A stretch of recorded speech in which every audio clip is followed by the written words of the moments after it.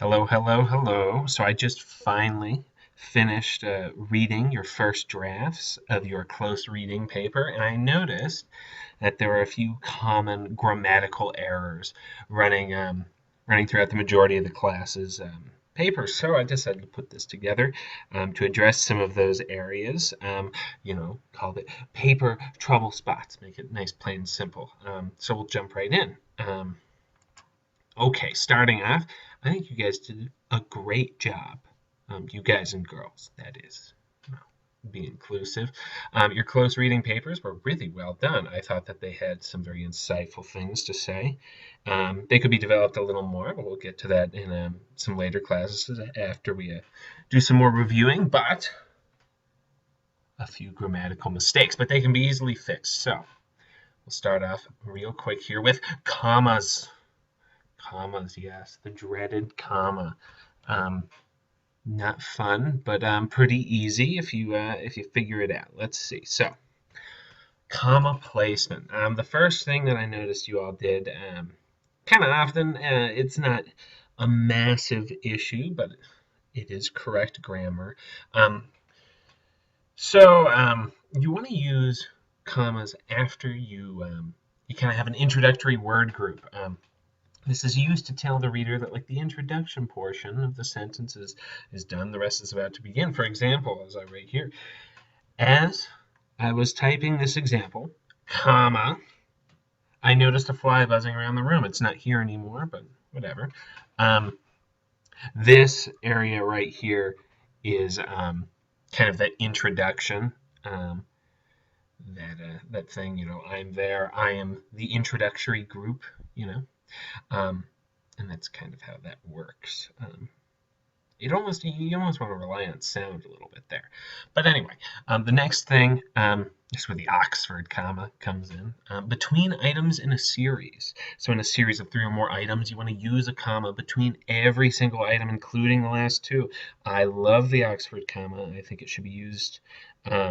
This is a pretty solid example. Once again, I wrote it. It's great. This morning I went to my exam, laid in bed, and made myself a burrito. See, there's a comma between every portion. See, I also, tricky me here, in this example, use the introductory word group, comma, example with this morning. And then you continue the rest of the sentence. Anyway, I hope that's clear enough for you.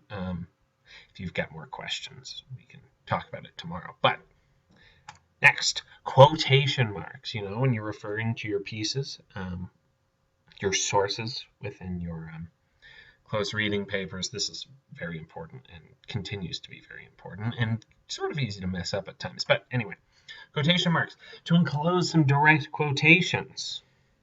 You want the quotation marks at the beginning and the end of the quote. Then you want to resume anytime that quote continues. For example, your comma use is preposterous and infantile, Mr. Kelly said to the crying student.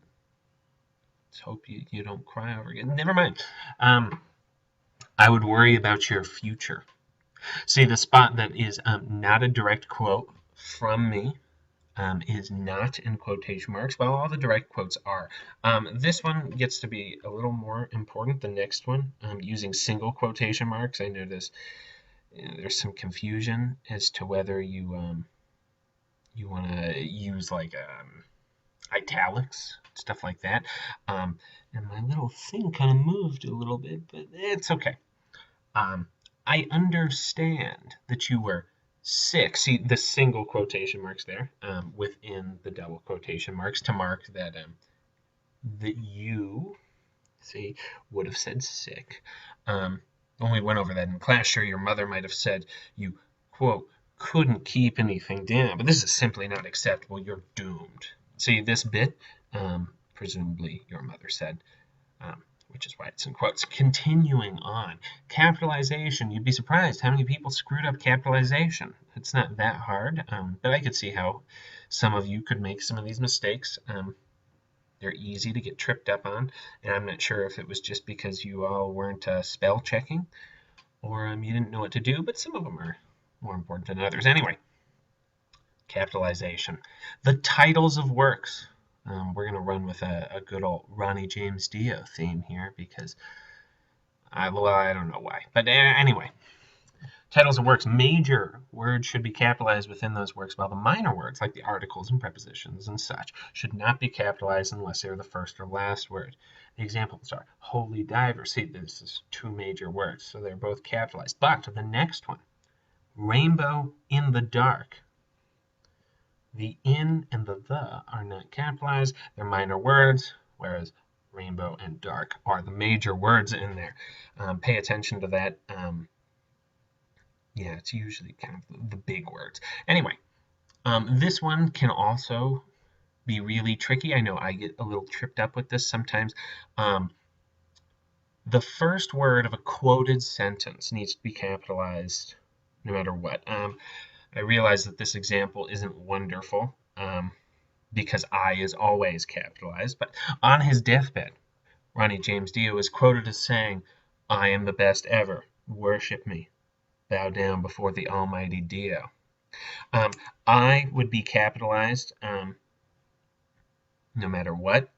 For example, if we are going to start with worship me would be capitalized if it were right there. Even though it's in the middle of the sentence, this is technically a new sentence, so it starts over, yada, yada, yada.